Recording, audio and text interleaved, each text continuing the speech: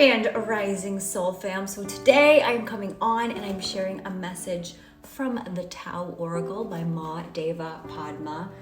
So every once in a while I get a deck off Facebook Marketplace or a vintage store or thrifting, and sometimes it doesn't have all the cards. So today we are contemplating Gene Key 57. This is the shadow of unease, the gift of intuition, the divine expression of clarity. And this is the image today for this card. And it's called the Gentle. So let's read about it, shall we? There are times when only a gentle approach will do. By progressing slowly, silently, and steadily, it often happens that the most lasting effects are achieved. In nature, the effects of the gentle can be seen in the wind making patterns in sand dunes, or in flowing water that sculpts the raw edges of rocks. The force of wind and water is transparent. It is the power of rhythms that is invisibly but insistently affecting change. It can manifest as the faith that moves mountains and miraculously heals. It is the power of love that transforms darkness into light. It is prayer. Just as wind penetrates and disperses the most dense cloud cover, so too the subtle penetrating quality of understanding makes it possible to see through the temporal into the eternity of truth. Gentleness is non-violent.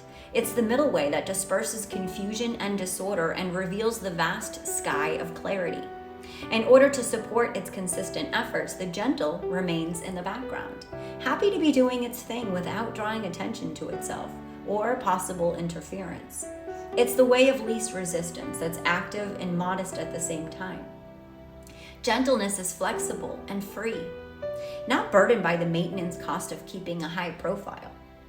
Sending out a press release about any decisions you might make now would be self-defeating and jeopardize the long-term possibilities inherent in your current situation.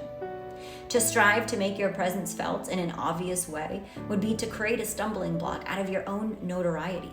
This is not the time to make sweeping changes or to announce future plans.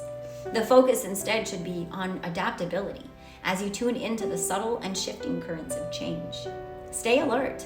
In this way, it will be possible to act assertively and decisively when and if the right time arises. Meanwhile, it's best to keep a steady pace in all you do, creating positive and supportive routines that can be done without involving the mind too much. Practicing any form of meditation keeps the mind clear and flexible and makes it easier to keep an overview. In order to see the bigger picture, you must periodically create some distance between yourself and the forest. Only then is it possible to see the trees and where you stand in relation to them. Rather than getting lost in details or worrying about making progress, hold the vision and be willing to wait. Being patient and surrounding yourself with a sense of spaciousness are prerequisites to perceiving the meandering course of Tao that will bring the right conclusions to your efforts in the right time. Be uncompromising in clearing away any mental debris that might be creating doubt, or at the other extreme, the kind of overconfidence that can sabotage the subtle but deep progress that has already been made. Staying on the path of least resistance will be the most intelligent approach to the current circumstances. So there you have it, folks. Sending you so much ease and grace and effortless flow this week. Namaste.